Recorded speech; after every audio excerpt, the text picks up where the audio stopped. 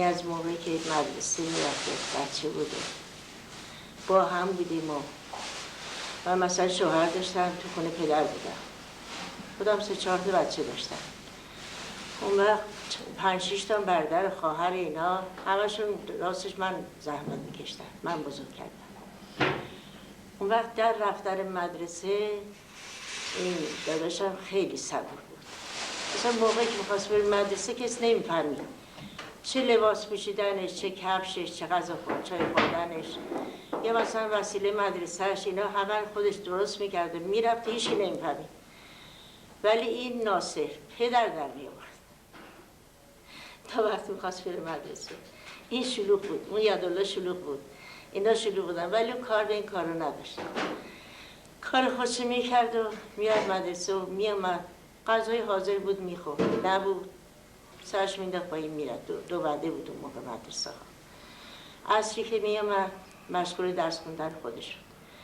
فرض اون موقع برق نبود، چراغای معمولی بود که روشن میکردن نفتی.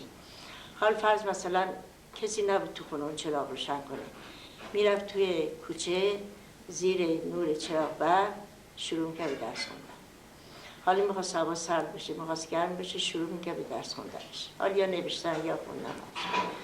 بعد میامد تو خونه خیلی ساکت، مثلا خیلی برادر خواهراشم که کتک کاری میکنن، اذیت میکنن، اینا اذیت میکردن، ولی اون کار به این کارا نداشت، فقط کار به خودش داشت. اون وقت موقع 3 ماه تعطیلی هم که میشد، موقع که دیگه مثلا دیگه آخرای دبستان بود، مثلا شیشم بود و دیگه میرفت 3 ماه تعطیلی یه کارایی بکنه. میرفت مسجد شاه، میرفت اونجا دیگه تا اندازه عقلش میرسید، میرفت اونجا شروع میکرد با یه استاد برای ساختن در مسجد شاه. طوری بود که خودش زود یاد گرفت و شروع میکرد به ساختن درهای مسجد شاه. خیلی علاقه داشت. اون وقت میگو بذارین من سال دیگه هم باز واسه تعطیلی باز میام اینجا. میرم اون وقت بعدم که میخواست بیاد، هرچی کتابایی که صافی میخواست که تمیز کنه مرتب کنه، کتابای پاره یک عالم زیر بغلش میگرفت و میآورد. عزت اینا چیه؟ هیچ، اینا رو صافی کنیم، حیفه، میخوام بخونم استفاده کنم.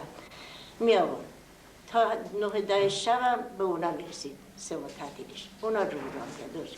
ولی اینا زیر بار نمیرفتن، اینا میرفتن پی بازیشون، اون نه، مشغول کار خودش بود. خلاصه تا زمانی که من یادم میاد دره بود، یک ذره اذیت به کسی نداشت، یا تو کوچه با بچه بازی کنه یا اذیت کنه. ولی این برادرم نه، شلوغ پلوغ بود. اون یکی هم همین. اون داداشم هم که بزرگترین این بود، اونم بد نبود، خود بیامرز، اونم خوب بود. ولی این دیگه تو همه یه چیز دیگه ای بود، سرش پایین بود و مشغول کار خودش بود، همیشه مهربون بود.